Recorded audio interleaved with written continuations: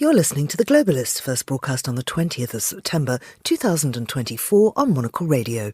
The Globalist, in association with UBS.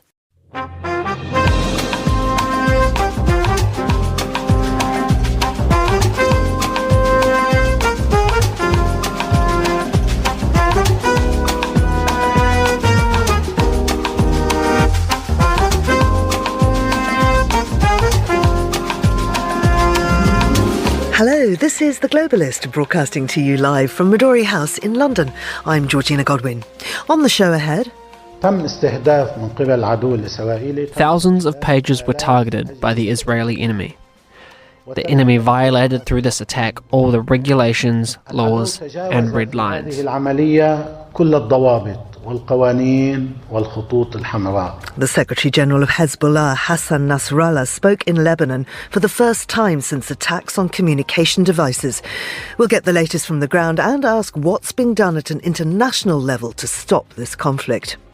Ursula von der Leyen, the European Commission President, has promised billions of euros to flood-hit Central Europe. We'll cross to Prague to find out more. Electric vehicle sales are falling in Europe, but Norway is bucking the trend. We'll be in Bergen to find out why EVs there are booming. Then... we learned that, for reasons unclear as of this broadcast, Portugal's Defence Minister Nuno Melo had decided to reassert Portugal's historic claim to the Spanish town of Olivenza. It's Friday, so Andrew Muller will talk us through his version of the week. Matt Wolfe will pop in to give us a roundup of theatre news. And finally, would you swim in the River Thames? Our own Carlota Rebelo joins us to tell us about the plans afoot to clean up London's main waterway.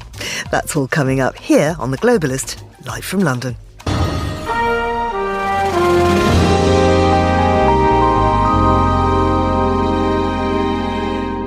First, a look at what else is happening in the news. Russian forces hit a geriatric centre in the Ukrainian city of Sumy in a new wave of airstrikes. Bulgaria and Norway have become new focal points of a global hunt for who supplied Hezbollah with the thousands of pages that exploded in Lebanon this week. And Peruvian authorities are scrambling to roll out a plan to fight fires across the nation. Stay tuned to Monocle Radio throughout the day for more on those stories. Now, overnight, Israeli warplanes carried out their most intense strikes on southern Lebanon yet. The attack began yesterday when the Israeli military launched a new wave of airstrikes and artillery attacks against Hezbollah targets after 2 days of device explosions, which killed at least 37 people and wounded close to 3,000. Israeli fighter jets carried out mock air raids and broke the sound barrier over Beirut. And this came just as the Secretary-General of Hezbollah, Hassan Nasrallah, spoke for the first time since the pager detonation this week. Well, I'm joined first by Hannah McCarthy, who's a foreign correspondent in Beirut. Hannah, many thanks for coming back on the show. What can you tell us about these latest Israeli attacks? Sure. So it was a heavy night of bombardments, probably one of the most intense we've seen in terms of Israeli strikes in Lebanon since the start of the war. The strikes, though, were still focused around southern Lebanon, some in the Bekaa. They didn't hit Beirut. They didn't hit major population centres or the centre of Israel. So while they were definitely intense, they didn't necessarily target substantially new area. It's not quite clear, were they timed to go right after Nasrallah's speech, or were they in response to Hezbollah's strikes earlier that day on northern Israel, which resulted in 2 soldiers being killed. Both of those types of events could have precipitated a kind of more intense bombardment from Israel. Israel say they were targeting Hezbollah rocket launchers in these strikes, but it has definitely created a sense of things moving towards, or certainly escalating. What did Nasrallah say in his speech? Sure. So I watched the beginning of the speech in Dahiyeh in southern Beirut, which is kind of Hezbollah stronghold. So people were, in cafes watching this speech on big screens. They were kind of keen to see what he said. This week, he recognised that they had been a hard and severe blow for Hezbollah, and he said there was being an investigation to how exactly this happened. We also heard him describe the attacks as a declaration of war, that they require a response. He won't say when, where and how, but there will be one. And I think what was interesting is that he reinforced Hezbollah's alliance with Hamas in Gaza. I think after the attacks this week, there could be lower rank Hezbollah members who are questioning whether Hezbollah should be suffering this much for Hamas or for Gaza. And certainly what we heard from Nasrallah is that there will be no cessation in the hostilities that Hezbollah is engaging with in Israel until there's a ceasefire in Gaza. And that ceasefire in Gaza seems further away than ever. We have reports now that the Biden administration has said they don't expect a ceasefire deal or a hostage deal to be agreed during the time of their administration, at least before the elections. And again, that could be until January. So again, quite a pessimistic outlook for a ceasefire. I'd like to bring in Sir Lyall Grant now, the UK's ambassador to the United Nations between 2009 and 2015. Many thanks for joining us. What about the reaction in the rest of the world to what's going on, particularly in Lebanon at the moment, Mark? Well, I think people are fairly sort of horrified by the risk of escalation that this latest incident indicates. The Americans have been working for months now on some form of ceasefire between Israel and Hamas in Gaza, and they have said publicly that this sort of activity on the Lebanese-Israeli border is deeply unhelpful for the prospects of that ceasefire. Personally, I don't think the prospects were very high anyway, but this makes it virtually impossible for the Americans to push forward for that ceasefire, and then left rather helplessly calling for restraint on both sides now, because it looks as though the Israelis might be preparing a more full-scale attack on Hezbollah south of the Litani River. Now, we know that there'll be an emergency meeting of the UN Security Council today. What do we know about this meeting, and how do emergency meetings like this usually run? Can they have a big effect on what happens? Well, they can do, but this one won't, I don't think, because the Security Council is so divided on this issue. It's been called by Algeria, who is the Arab member of the UN Security Council this year, and any member can call an emergency meeting at essentially 3 hours' notice. This meeting is going to take place later today in New York, and there will be a lot of angry rhetoric, I'm sure, from a lot of members, but I doubt that it will end up in any form of agreed resolution, because I think the Americans will once again protect Israel when it comes to voting in the Security Council. So on Wednesday, the UN voted against Israel's occupation of Palestine and ordered Israel to vacate occupied Palestinian territory within a year. Can you tell us more about this vote? I mean, I gather it's non-binding, but it is the first time in history of the UN that Palestine's been able to introduce its own draft resolution. Well, it's interesting for that reason, but as you say, it's non-binding. And the reason it's non-binding is it wasn't a Security Council resolution, it was a UN General Assembly resolution. 124 of the 193 countries, so roughly 2/3, voted in favour, demanding that Israel ends its unlawful occupation of the West Bank and Gaza. But it won't have any effect. It's certainly not the first resolution of this type. Indeed, there have been Security Council resolutions which have declared these illegal settlements in the West Bank at least should cease. And that hasn't had any impact on Israel either. So I don't think either the General Assembly resolution of a couple of days ago or tonight's Security Council meeting will unfortunately make any difference on the ground. What about the annual high-level UN General Assembly, which takes place next week? I mean, we've got something like 130 world leaders attending that. What are your expectations? Could that move the dial? I think it's always an important meeting, but not least because of the sort of bilaterals that take place in the margins of the set piece meetings. I don't think it will necessarily move the dial on the Middle East, although there'll be a lot of discussion of that. But there'll also be a lot of discussion on Russia-Ukraine. And for me, I think it's more likely that there might be some shift in the dial on that than there will be on the Middle East, because President Zelensky of Ukraine is going, and he's going to present some sort of peace proposals. So it'll be very interesting to see how that happens next week. Mark, you've now stepped away from your role as UK's ambassador to the United Nations, but you were there for a long time. You've seen within the heart of the institution. Is there anything that can be done through the UN that can make any kind of meaningful difference? Well, the UN is still very active in the Middle East. I mean, UNRWA, which is the agency that deals with Palestinian refugees, is still providing a lot of humanitarian support inside Gaza. They've got a lot of people working there, some of whom have been killed in recent airstrikes. So they're doing a lot on the ground. But the reality is that when there is one of the permanent members of the Security Council who are willing to block consensus, it's very difficult to get meaningful action in terms of conflict resolution. And we've seen that on Ukraine, where Russia has vetoed successive resolutions. And we've seen that on the Middle East, where the Americans are prepared to veto resolutions. Hannah, all this talking is going on the other side of the world, and the chief aim, obviously, is to prevent an all-out conflict in the Middle East.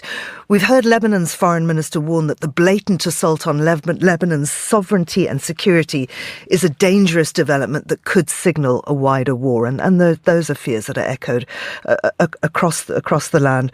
From where you sit, in the heart of it, in Beirut, do you think war can be avoided? I think it's worth emphasising that the majority of people in Lebanon do not want a war. They have no interest in a war, and if Hezbollah had not begun exchanging fire, there wouldn't be, I think, this level of escalation at the moment. But certainly there is a lot of sympathy from sections of Lebanese society for Hezbollah after this attack that wouldn't normally have sympathy for Hezbollah. And I mean, we have heard statements from even the Lebanese government, which usually which are not maybe the centre of power in Lebanon, that have said there will be a response to this.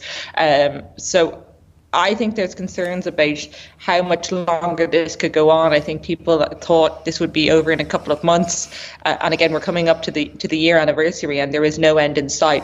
Again, we're hearing that there is not likely to be a ceasefire in Gaza in the next couple of months. Saudi has said that they will not have a peace deal with Israel without a recognition of a Palestinian state. We had increased bombardments overnight. So nowhere does it seem closer to there being peace or an end to the hostilities. And I think that's a very anxious place for people to be, where there seems to be no end in sight. Hannah, thank you very much indeed. That was Beirut journalist Hannah McCarthy, and we also heard from the former UK ambassador to the United Nations, Sir Mark Lyall Grant. This is The Globalist. UBS has over 900 investment analysts from over 100 different countries. Over 900 of the sharpest minds and freshest thinkers in the world of finance today. To find out how we could help you, contact us at ubs.com.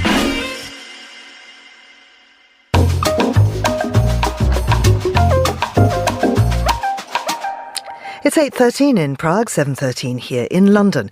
There's been widespread flooding in central parts of Europe. A low-pressure system crossing the region has led to record rainfalls, and parts of Austria, the Czech Republic, Poland and Romania have been affected. The President of the European Commission, Ursula von der Leyen, is in Poland for a 2-day visit to the country's flood-struck southwestern regions. Well, I'm joined now by the Prague journalist Rob Cameron. Rob, many thanks for coming on the show. I wonder if you could start by describing the scale of the flooding in Europe. How serious is this? Well, it's really been quite considerable. Perhaps the worst flooding that we've seen in the region of Central Europe since those last devastating floods in 2002 and then 1997 before that. So large areas of, as you say, the Czech Republic, Poland, Austria, but also Slovakia, Hungary, Romania, and also now in areas of Italy have been affected by this flooding. Of course, Central Europe is a very compact area where you have a lot of different countries packed together in a fairly small geographical area, draining a number of major rivers from the Elbe River to the Odra River to the Danube. So when we do have this a massive quantities of rain that fell on this region over the last few days, over the last week, then the flooding is really considerable and has left absolutely enormous amounts of damage to towns and villages located along these rivers and their tributaries. Now, Ursula von der Leyen is in Poland. Is she bringing more than moral support? How will the European Commission help these disaster-struck areas? Yes, she's definitely put her money where her mouth is, as it were.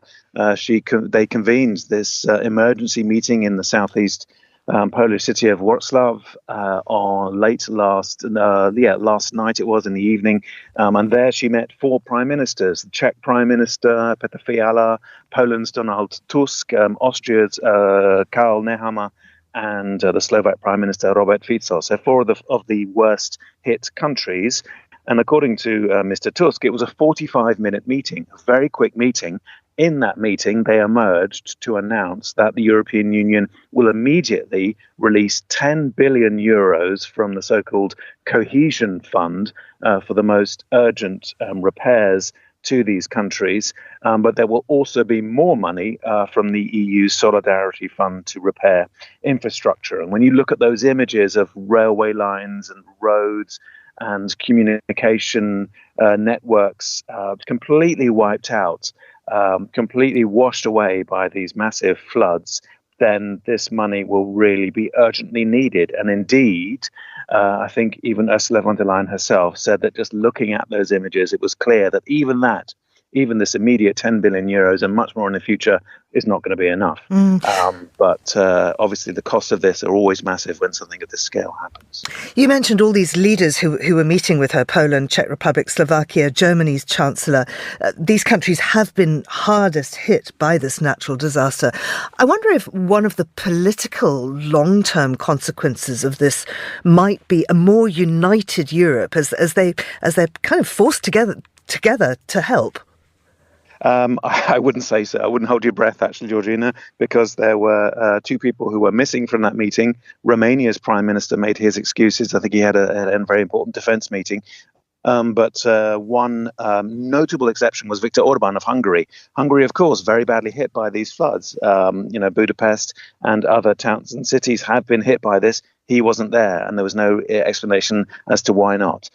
So Hungary will be the recipient, I think, of these funds as well. But he certainly wasn't at the meeting, suggesting that even a disaster of this magnitude is not enough to sort of paper over the cracks that exist in relations between the European Union, the European Commission, and some of its member states. Now, you're in Prague. Have you been affected there? Prague actually had something of a lucky escape, I think, in this latest flooding. Prague was very badly hit in 2002.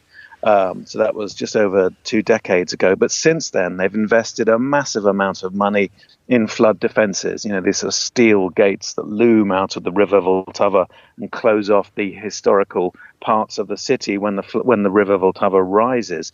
In the end, it never reached the most severe level of flood alert. And in the end, apart from the embankments being closed in the city centre, and in fact they're still closed today to tourists and so on, Prague was not badly hit. But of course, many other areas of the country, especially northeast Moravia, especially the mountains of Silesia in the far northeast of the country, parts of North Bohemia, parts of South Bohemia, they were very, very badly flooded. And some villages and towns have really been devastated by these floods. Prague, though, in this occasion, was okay and escaped the worst of it. Nevertheless, not a great time to visit the city, but it hasn't deterred President Yoon Suk-yeol of South Korea. What's he doing in town? Yeah, well, many people thought that this visit would be postponed because of the floods. It didn't. It went ahead, and he is there. He was received with full military honours by the Czech president, Petr Pavel last night, and he'll meet the Czech Prime Minister Petr Fiala later today.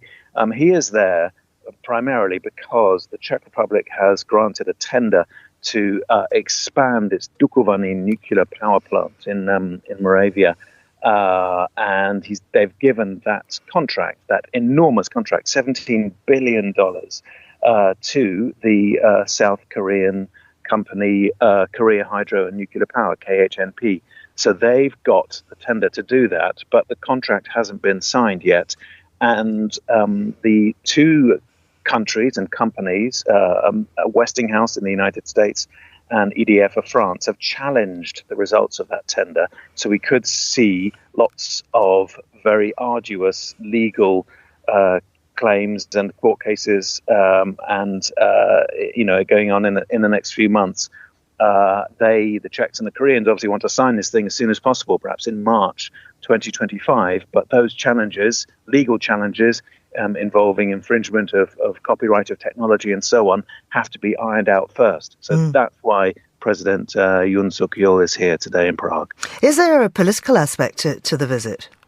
I think there is, as South Korea tries to get closer to some of its European allies. Obviously, the war in Ukraine has brought that into sharper focus as Russia relies more closely on North Korea. So South Korea clearly sees it as a good opportunity to reinforce and bolster and improve relations with countries in Europe. But I think it's mostly economic and technological. And I think Seoul sees the Czech tender as a bridgehead, really, because they're the company KHNP. They make these small modular reactors, SMRs, which are smaller. They're more flexible. You can sort of build them in rows and add them as you need them. And I think they believe that if the Czech tender is a success, then this is something that could be replicated elsewhere in Europe as it tries to meet those very ambitious carbon emissions goals. Rob, thank you very much indeed. That's Rob Cameron in Prague. Now, still to come on the programme.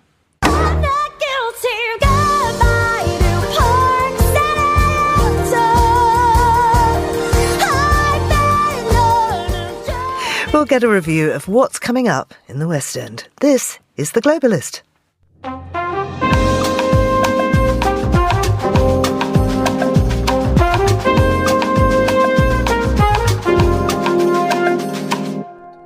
Now let's continue with today's newspapers, and joining me from Zurich is Noel Selmy, travel culture and sustainability writer. Let's start with America in our paper review. This is a completely extraordinary story from the New York Times. I thought that I was beyond being astonished by what Donald Trump would say and the completely incongruous places he would choose to make remarks. But this is beyond the pale, really. You know, you kind of want to stop reporting on the guy, but he just keeps saying things that you have to let people know that what a nut job he is. Yes, he was speaking at a campaign event yesterday in Washington, centered on denouncing anti-Semitism. And he said, if I don't win this election, the Jewish people would have a lot to do with this loss. He said he cannot believe that Jews are voting for the enemy. He says he's done so much for the Jewish people, and he says that if they don't vote for him, then that could be the death of Israel because he's done so much for Israel. So Jews make up only 2% of the population, but they tend to be very consistently liberal voters. So I guess he won 24% of the Jewish vote in the past. And I mean, he was doing this with his very prominent donor, Miriam Adelson there. Now, she has given millions to the party and is Jewish. Yes, that's correct. I mean, he does have actually some very prominent donors who are very wealthy Jewish Americans. But he's just turning it all on himself again, and just upset rather than grateful to the Jews who are supporting him, the Jewish Americans who are supporting him and voting for him. He is railing at the ones who aren't. And but here's what's really crazy. He did this all in the backdrop of, on the same day, it became known that in North Carolina, the lieutenant governor there, Mark Robinson, who is running for governor as a Republican, CNN reported that he's really quite a nut job. He called himself a black Nazi once. And on a pornographic site called Black Africa, he defended slavery. This is the same guy who former President Trump back in March called Martin Luther King on steroids at an event. And Trump had been warned the previous year not to support Mark Robinson. So here we have a guy who is calling himself a black Nazi at the same time that former President Trump is wondering why Jews won't vote for him. He also describes himself as a perv who likes tranny on-girl porn. Yes, and which is, of course, quite ironic because he has been typically, of many Republicans in that part of the country, incredibly anti-trans. So he's come out very strongly against trans rights while he admits that, he likes trans porn. Where do they get these guys is what I would really like to know. So he's categorically denied the CNN reports. The Republican Party had poured a lot of money into his campaign, but Vice President Kamala Harris has immediately started showing photographs of Mr. Trump and this crazy Lieutenant Governor Robinson together. So we will see.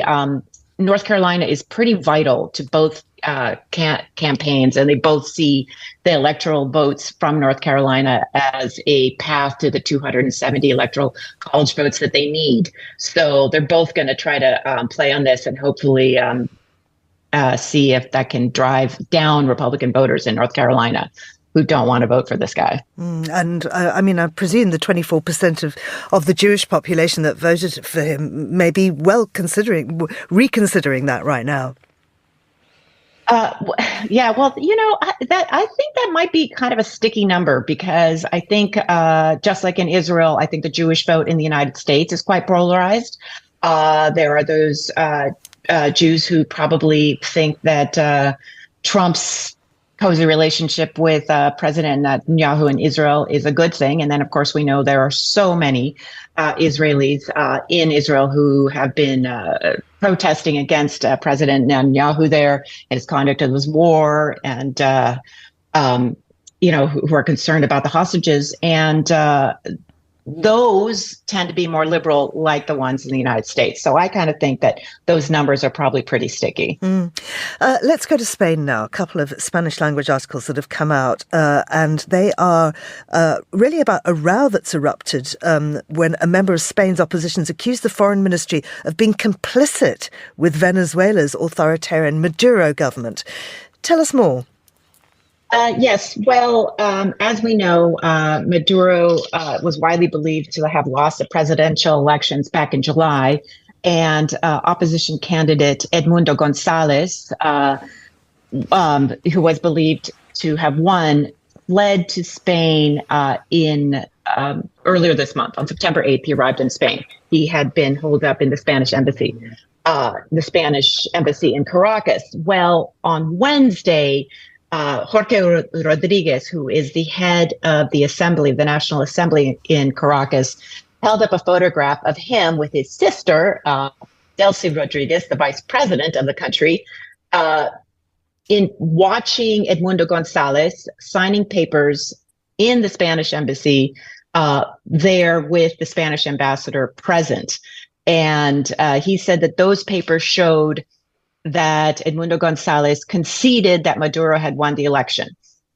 So later on that same day, Wednesday afternoon, Gonzalez said in a video message that the documents had been produced under duress, and that he had been forced to sign them, and that therefore they had no validity. So on Thursday, yesterday, the Spanish opposition pounced. They said, how is this possible?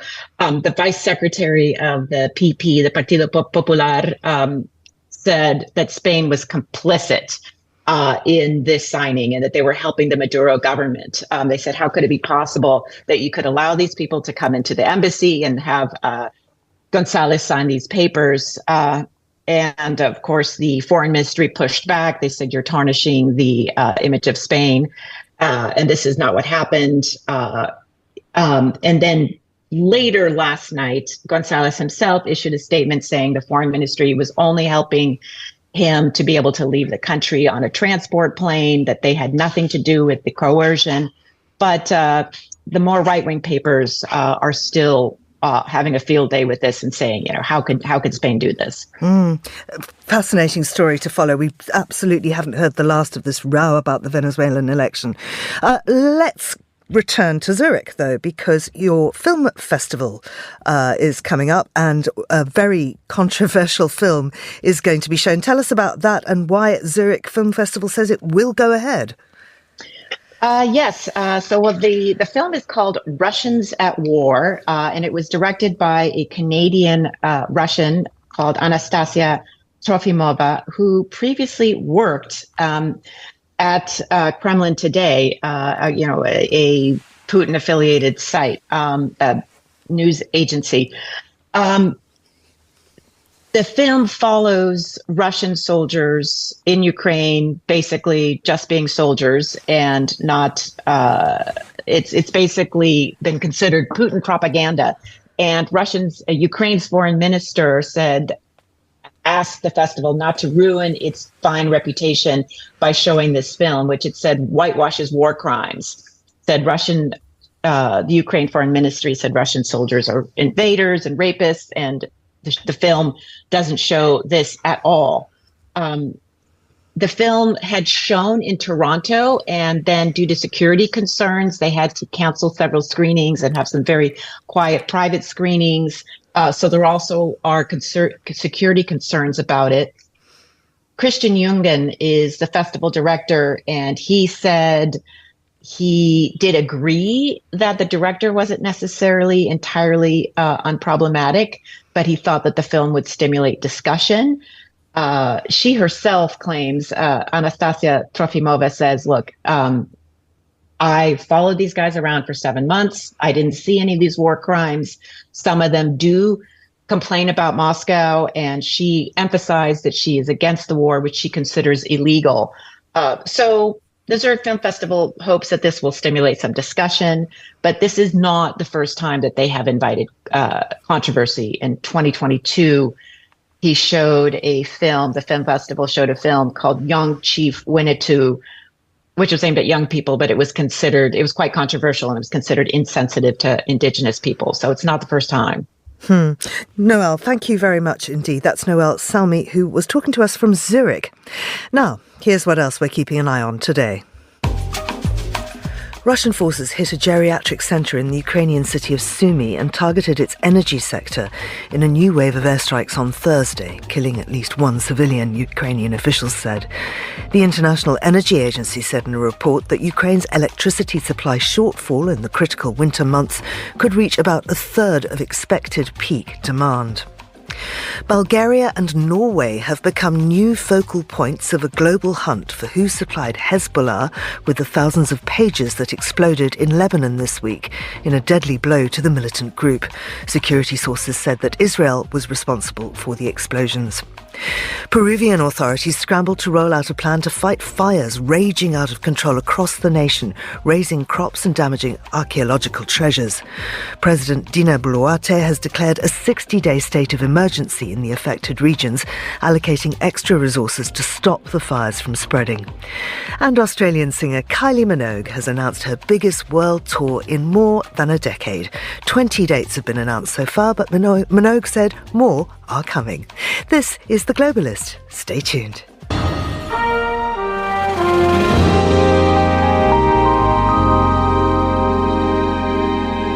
And it's time now for Andrew Muller's wry look back at the news.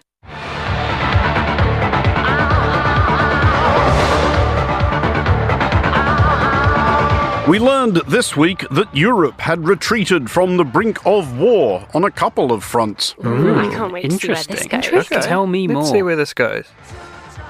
We learned first of all that it was all threatening to kick off between Spain and Portugal. We learned that, for reasons unclear as of this broadcast, possibly he had just returned from an especially satisfactory lunch, Portugal's Defence Minister Nuno Melo had decided to reassert Portugal's historic claim to the Spanish town of Olivenza, in words that will now be declaimed with appropriate wounded pride by Monocle's abstruse Portuguese grievances desk chief Carlota Rebelo. Olivenza is Portuguese, naturally. By treaty, Olivenza should be handed over to the Portuguese state. It is not a question of yesterday, but today.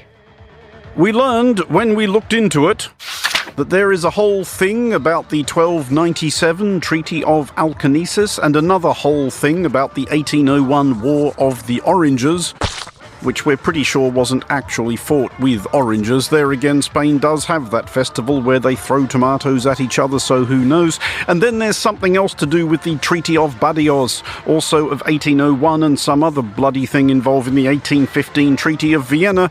We, for one whimsical news monologue, and for what it may be worth, characterise our own attitude as somewhere between bemusement and indifference, which we learned was also pretty much the view from Madrid, which, as of this broadcast, has not deigned to respond to Mr. Melo's demand, almost as if they think it's a pile of rubbish.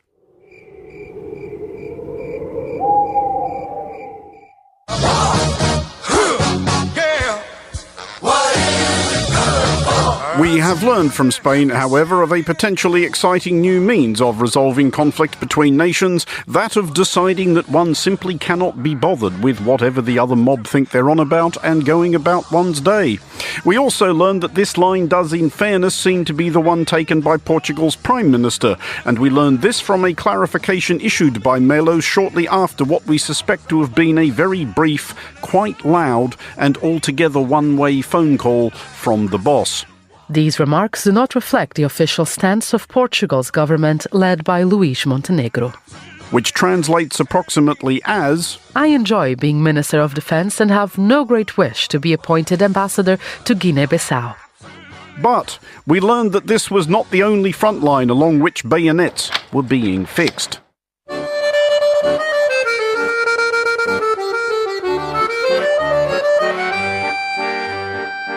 We learned that in the Balkans, tempers were fraying over obscure questions of language, history and symbolism, which is probably fine because tempers fraying over obscure questions of language, history and symbolism in the Balkans hardly ever leads to anything bad. We learned that at a meeting hosted by Bulgarian President Rumen Radev with his North Macedonian counterpart Gordana Silyanovska-Davkova, the flags of Bulgaria and the European Union were on the table, but the flag of North Macedonia was not. Indeed. And we learned that North Macedonia, for one landlocked republic known, it says here, for its tobacco exports, was not about to countenance any frantic flannel to the effect that it wasn't really a formal state visit, she'd only come to Sofia to go to the opera, or that it's not easy to scare up a North Macedonian flag in Sofia at short notice, and instead had taken extreme exception. The dudgeon of North Macedonia's Prime Minister, Hristijan Mikoski, herewith rendered by Monocle's abstruse Balkan grievances desk chief Laura Kramer. In the past, when Macedonian dignity was humiliated and sold, then they kept silent, turned their backs, and were seduced by those who humiliated and trampled on us.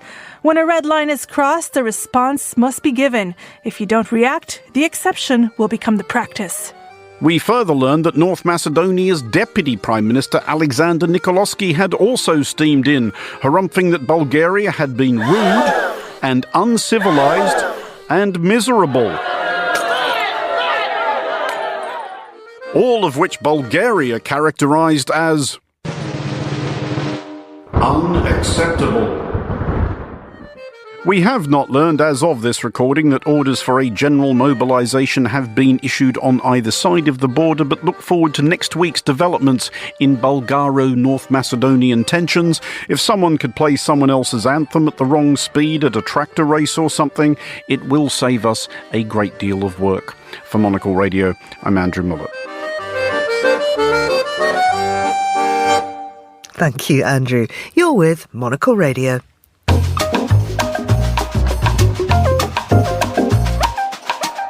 It's 8:39 in Bergen, and it's 7:39 here in London. Now, yesterday we spoke about how the demand for electric vehicles is declining and EV manufacturers are scaling back on production. But that's not true everywhere. In fact, it's just the opposite in Norway, which now has more EVs than combustion engine cars.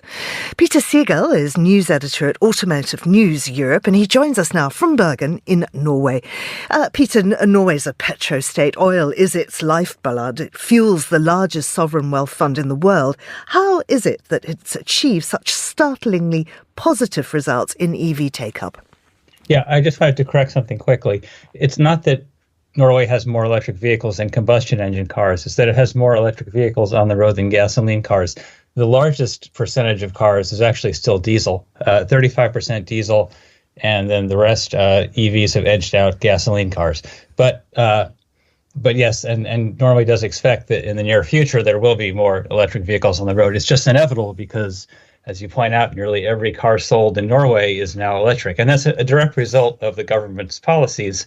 In 2016, they set a goal of selling only zero emissions cars in 2025, and now we're up to 94% with the comprehensive package of very costly incentives, such as waiving the 25% VAT on purchase prices, no road tax, no charges on ferries, which if you've ever been to Norway, that's a huge deal because you need ferries to get around the fjords. So I'm very curious to know exactly how much it costs Norway per electric vehicle in incentives to get to this figure. I imagine it's got to be well over 10,000 euros and possibly double that when you sort of game that out over the life of each car. So it's quite remarkable, and the result is there are electric vehicles everywhere. So why isn't the same to be said of the rest of Europe? Well, what we're seeing in the rest of Europe, well, first of all, they don't have the wealth of Norway, and I don't know if irony is the right word, but when you have, when you're funding electric vehicle incentives with fossil fuels that are still being consumed by people outside of Norway, but that's a different question. But around the rest of Europe, you're seeing a pullback of these incentives, and that's directly related to the sort of stunning drop in EV sales in Germany, because in August of 2023, electric vehicle sales in Germany were up 171%. And the reason for that is that they pulled the rug out on company car electric vehicle incentives. They ended September 1st of that year. So not surprisingly this year, because that incentive is not in place, EV sales have been down a lot. And in August, the decline is much more pronounced. They're down 69%. So in context, it's hardly surprising. And we're seeing that around the rest of Europe. You pull incentives out. Germany took away their overall EV incentives on January 1st of this year. So I guess ideally you'd have a soft landing with these incentives. But Germany, which is Europe's largest car market, said, no, we're just going to end them. And so you've got these wild swings. The overall takeaway is that the EV market is not an open and fair market. Peter, thank you very much indeed. That was Peter Siegel of Automotive News Europe, and this is The Globalist on Monocle Radio. UBS is a global financial services firm with over 150 years of heritage. Built on the unique dedication of our people, we bring fresh thinking and perspective to our work. We know that it takes a marriage of intelligence and heart to create lasting value for our clients. It's about having the right ideas, of course, but also about having one of the most accomplished systems and an unrivaled network of global experts. That's why at UBS, we pride ourselves on thinking smarter to make a real difference. Tune in to The Bulletin with UBS every week for the latest insights and opinions from UBS all around the world.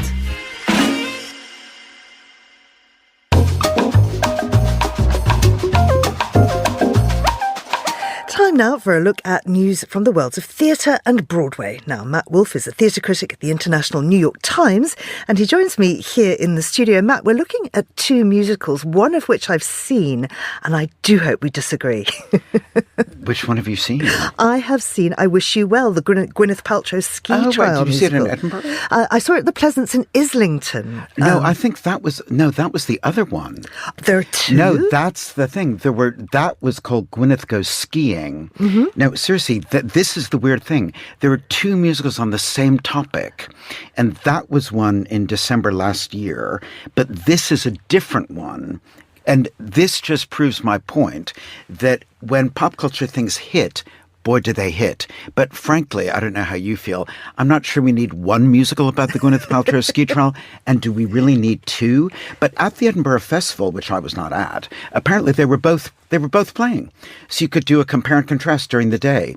This one has Diana Vickers, who was an X Factor sort of phenomenon back in the day, playing Gwynnie P, as they call her. And everyone probably remembers that there was an accusation in Utah in 2016 involving her supposedly colliding with a retired optometrist called Terry Sanderson. But in this iteration, probably for legal reasons, he's known as Terry Sight Worsens. And the show is just a sort of satirical pastiche of the trial that is exactly the kind of thing that in Edinburgh you think, what a lark at midnight after a couple of drinks. Yeah. But on the West End you think, why? Yeah. Where is it on in the West End? Oh, it's at the Criterion right by Piccadilly Circus for a month-long run. It does have a lovely performance from Mark Antolin as Terry Sight Worsens, and he's going to go into the producers, the Mel Brooks musical, later in the year. But I just thought to myself, not everything from Edinburgh needs kind of broader exposure, and this is an example of something that doesn't. I mean, is that what you thought about the one at the Pleasance? I loved the one at the Pleasance. Okay. I couldn't see it transferring to anywhere more. Right. But I mean, I thought it was great, and there were some really lovely performances. A couple of really talented, Linus Karp. Yes. Very, very good. Well, Linus Karp has also done Princess Diana, whatever. Yeah. That one sounded in some ways more audacious. This one, what you hear is what you get. Now, why am I so single? Now, what's interesting to me about this new musical is it comes from the team that gave us Six. That's right. Which I really loved. Mm-hmm. Yeah, I mean, this is a very interesting thing. It's the team of Marlowe and Moss, as they're known, two Cambridge graduates, great buddies at Cambridge, and they're lifelong friends. And actually, this show is sort of a hymn to their friendship. Six, as you say, was much loved, a global phenomenon. They won a Tony Award for it for Best Score in New York. And this is always the thing in showbiz. What do you do for your encore? And in this case, they've sort of done what you might think they would do at the very beginning, which is that they've done a show about themselves. Their kind of dating problems, the sort of rituals of the kind of social media universe and how obstructive those can be these days. And the message of the show at the end, which we sort of anticipated from the first 10 minutes, is that why does it matter whether or not they're single? Because they actually have one another. So it's kind of a paean to platonic friendship being better than anything else that you could wish for. So stop wishing and just appreciate what you have right in front of you. It takes 2.5 hours or more to get to that. There's some great songs. There's also a lot of filler. There's a very strange number about Friends, the television show, about how kind of the Friends orthodoxy has sort of warped people's views of relationships for generations to come. I'm not really sure about that. But it feels like it could have used a run at the Pleasance. It could have actually used an Edinburgh run to break in. It's opened cold too early. I want to briefly mention Waiting for Godot, because Ben Wishaw's in it, but so is my pupil, a person I taught many years ago, Lucien Msamati, a fellow Zimbabwean. Well, I haven't seen it yet. I'm going on Saturday afternoon. It has just opened, but I'm catching up with it. But it sounds wonderful. They're brilliant actors, and it's part of a very exciting autumn ahead, full of stars. We've got Oedipus with Mark Strong and Leslie Manville, A Face in the Crowd at the Young Vic with Ramin Karimloo, Lily Collins doing Barcelona. So there's a lot of good stuff en route. And what about The Real Thing? The Real Thing is very interesting. This is a Tom Stoppard play this is where I'm showing my age, Georgina. I have seen, at this point in my life, pretty much every major production of it in London and on Broadway. So I'm very familiar with it. And in a way, when you've seen this many iterations of it, what is the 8th production of it really going to tell you? What this production has going for it stonkingly well is a great star performance from the Scottish actor James McCarthy, playing a kind of thinly disguised version, it would seem, of Tom Stoppard himself. He's a playwright who writes wittily and rather glibly within the play about adultery, who then becomes the victim of the very thing that he writes about. But the motivating force of the show is really sex and sexual desire, and you need a kind of frisson, a kind of onstage electricity, and he and his leading lady Belle Powley just don't have that. And when I think back to the golden days of Jeremy Irons and Glenn Close, or even Stephen Delane and Jennifer Ely, this is sort of a pale imitation. Well, that's a shame. I'm looking forward to seeing that one. I think it'll be very interesting, particularly because it's been performed so often. Well, it has a really, and I don't want to give away exactly why, but it's got a very interesting opening, and it's interesting seeing the play with people who don't know it because they're often wrong-footed by the first scene. And when you see it, you'll know what I mean. And the actors who are in the first scene, Oliver Johnson and a wonderful actress, Susan Wokoma, are really great. And Susan Wokoma almost walks off with the production. Excellent stuff, Matt. Thank you very much indeed. Pleasure. That's Matt Wolfe there, and this is The Globalist on Monocle Radio.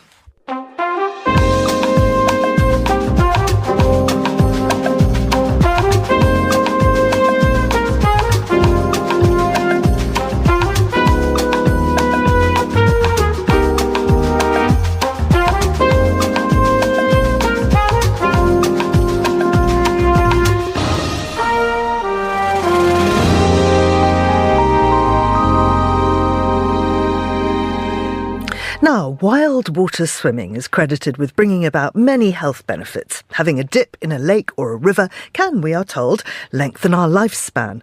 But that depends on where you swim. It might just make you really ill. London City Hall analysis shows that 5 times more sewage flowed into the capital's rivers in 2023 compared to 2022. But the Mayor, Sadiq Khan, has pledged to change that. Carlota Rebelo is Monocle's senior foreign correspondent. She's also a producer of The Urbanist, and she joins me here. Good morning to you. Good morning, Georgina. Are you a wild swimmer? Absolutely not. I think coming from an island in Portugal, something about water that is not salty and has waves that kind of freaks me out. As a Londoner, I've been here for around 14 years, and it's been a mission from my friends to try to convince me to even go to the Hampstead Ponds, which are lovely and safe and a great place to go over the summer. But I think I'm just too much of an islander for water that it doesn't go anywhere. Well, and of course, a lot of people would just not go in the Thames because of the level of sewage. How bad is it? No one should go. That's how bad it is. And it is really a sad story because historically, London has had a connection to the Thames. You know, you look at videos of how London used to be, and people used to go and swim in the river, and then years of misuse and of sewage being dumped and trash, and basically just that compounded led to a river that really is not swimmable. Now, I like this idea of having a swimmable river in London, also because it would be a chance to readdress the relationship that many Londoners have with the river. We joke not only in this city, but I guess it's a common theme of every city that has a river dividing it, but the division between south and north in the city through the river. But there's not a connection. I don't feel like people are connected to this huge body of water that goes crosses the entire city, and people just ignore it. Even crossing a bridge over the river is not actually looking at something pleasant down below. So it's not just about changing the water itself to make it swimmable, but I think deep down will be a change of relationship with the city itself. So how is Khan planning to do this? Well, so this is still just a plan, but what is interesting is that the statement came as he was at the inauguration of the Thames Tideway Tunnel. Now, this is a huge project, one of the biggest projects that the city has undergone in years. We actually featured the project on The Urbanist when it was nearing completion. And this is a 25-kilometre tunnel that basically will help with sewage pollution on the river. And it's going to be credited with cleaning up a lot of the River Thames. Thames. Now, that is not enough, hence why Mayor Sadiq Khan has said that he wants to create this cross-sector effort, bringing together, private companies, government entities, charities, campaigners, even a lot of the trusts. There are a lot of charities and trusts that are related to the water in London, to try to develop this pretty ambitious 10-year plan to clean up the river. Now, we are coming off the back of a lot of publicity about a different city cleaning up its own river. We're talking here about Paris. The jury's still out about how successful the endeavour was. We all saw the reports of some of the competitions having to be delayed and some of the athletes contracting E. coli. But I think despite that, it still was a success because the competitions went ahead, not everyone got sick, and people are now swimming in the river because I think they had, unfortunately, the pressure of time against them. Had they had a couple more weeks, probably the issues that we saw wouldn't be there. But it's quite an amazing achievement because no one would have thought ever that the Seine would be a river that you could swim in. And we saw that actually was possible, and it wasn't in a 10-year plan, it was in a much shorter timeline. So I'm hoping that has put some momentum in particularly European cities that have had this disconnection with the river that runs through them to change things. And a thing that's important to note here as well, Sadiq Khan, has the advantage of having been in office for a while, so he can build on these policies, but also he is very well respected with his international peers. He is one of the co-chairs of the C40 network. That's one of the major global networks dedicated to climate change and to climate action that convenes global mayors, and he is one of the co-chairs. I believe Anne Hidalgo is also one of the others from Paris. But it does mean that, cities are looking to London for guidance. He has been a good voice on that with ULEZ, for example, and the pedestrianisation plans for Oxford Street that were also just announced this week, and in other things related to climate. But seeing London take action on the water, I think, will also be very inspiring for other cities who look at a major place like London to see best practices. You mentioned Oxford Street. Just tell us a little bit more about that plan. Yeah, so this is an ongoing plan. I feel like when Sadiq Khan first ran for mayor, this was already his grand idea, and I think he finally accepted that in order for it to happen, he just has to, upset some people. But the idea is to pedestrianise Oxford Street, one of the busiest roads here in London and also one of the most polluted in terms of emissions. Now, of course, before people say, but how will the businesses survive? There will be slots for deliveries like with every single pedestrianised area. There's exception for bike lanes, I believe, and the plans are not final, but it will allow for business and retail to spill out into the streets, for greenery to be put in so that we have shade, to reduce the urban heat island effect that warms up our streets and cools down everything. Since the pandemic, people are really valuing the importance of outdoor space and being outside and meaningful and high quality public spaces. And this is what London needs. The time of cars and chariots going, parking in front of Selfridges is long gone.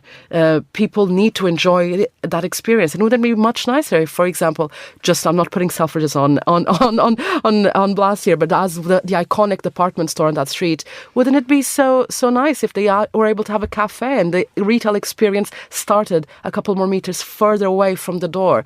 I think everyone has to win with that, and it will again set an example for how a good high street can be. Absolutely. Carlota Rebelo, many, many thanks for coming in.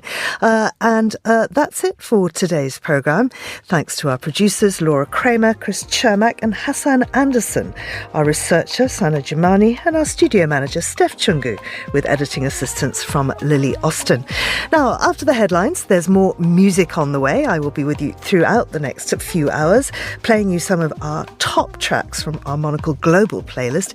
The briefing is live at midday in London, and the Globalist will return at the same time on Monday, and I'll be here with you tomorrow for Monocle on Saturday and Monocle weekends. And one of the programmes I'll be playing you is Meet the Writers with Rabi Alameddine. He is a Lebanese-American writer and very, very interesting, particularly given exactly where we are right now with Lebanon. So that's it from me for now. I'm Georgina Godwin. Thanks for listening.